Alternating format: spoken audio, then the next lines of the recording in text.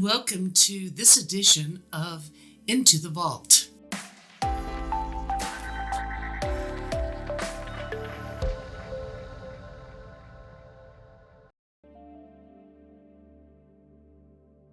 This is a special edition because I am very fortunate to be having in the studio today Bernie McCune, formerly of the Physical Science Laboratory, which is located in Las Cruces, New Mexico.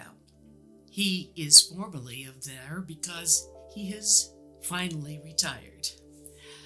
But one of the things that's so special is that through his, and I mean mighty efforts, we have become the recipient of quite a few artifacts, books, papers, reports, all sorts of things detailing the history of the Physical Science Lab, or PSL.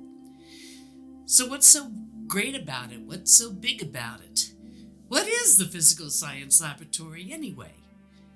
Well, that's why I have Bernie here, because I want him to tell you why it is so important that the New Mexico Museum of Space History has become a recipient of these objects.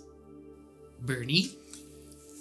The Physical Science Laboratory started in 1946, right after the war. And it was kind of a dream of Dr. Gardner, who was a Canadian, but he was in the physics department. And the whole idea of it was to support the government in some of the new things they were doing in space and certainly in the military at White Sands Proving Ground at the time. And it's now called White Sands Missile Range.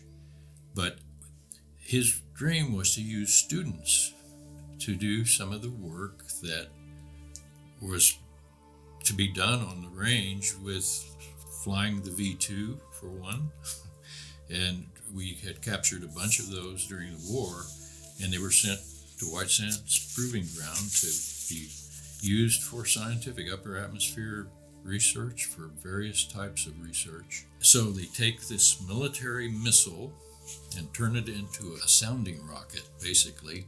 It goes up into the space, leaves the atmosphere, actually. V-2s, a number of them did. And they needed help to do the data reduction and do work on these flights. And that went from students to technicians, engineers who supported the telemetry kinds of systems. And we'll talk about that a little bit later on all these missiles, or these rockets, because a lot of these types of vehicles were for research. And the next program was a Viking, and there were 14 of these Vikings built in the U.S., not a German rocket anymore, that the PSL, the lab, continued to support same kinds of things, putting scientific payloads aboard, and GE was doing it. Applied Physics Laboratory back east, we're actually putting payloads on, and students still were doing data reduction on some of these flights, but then we started to have a group of people that were actually supporting the flights.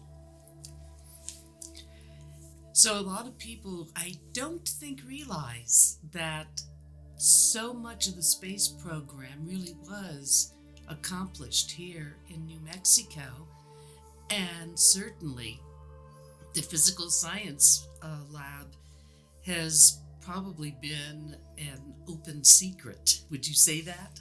Yeah, and there's maybe somewhat of a closed secret. There's a lot of people who don't know, because we were supporting the missile range, government people, we were supporting companies and other scientific agencies and universities. And so basically we were in the background, but we were doing a lot of work for them. And New Mexico, Dr. Robert Goddard was flying rockets before the war. And von Braun, who came with the V2, was actually knew of Goddard's work and was very interested in it, and so there was some consultation before the war. So New Mexico has been early on rocket people, but then of course our the scientific side was only part of it. We were developing DoD missiles, anti-aircraft missiles, Nike types of things. So those kinds of missiles were being tested at the range as well, and PSL supported that. You sent me a bunch of pictures, and one of them was of the Pogo. Yeah. And of course, I'm probably showing my age here, but there used to be a cartoon that was called Pogo. Yes. And of course, I'm looking for a rocket that looks like Pogo. I should have known better. No, and the gentleman who did all those drawings we had a Pogo guy here who was on the Pogo program. And so in the book, most books, there is a Pogo drawing by this fellow. And he was making a joke about all the different players that were on the program. And on the Viking program, he had a Pogo drawing of the Viking program. And I asked him, what does Pogo mean? He says, no, it doesn't mean anything, but I use the Pogo idea as a kind of a little bit of a joke. But yeah, so Pogo was actually a rocket that put up targets so that these missiles, these military missiles, could shoot at them and see if they could hit them and see whether they could reach the point where these targets were. And so there was a whole program with PSL to support targeting for almost all the missiles they fired out here. And that started in the early 50s and went on until about 70. Thank you so much, Bernie, for coming down and doing this. I probably will be collaring you again for a more extensive oral history. My name is Sue Taylor, Chief Curator for the New Mexico Museum of Space History. I want to thank you all for joining me today on this special edition of Into the Vault. Please check us out on our webpage and also our YouTube channel and Facebook. We always have something new at the New Mexico Museum of Space History. Thank you.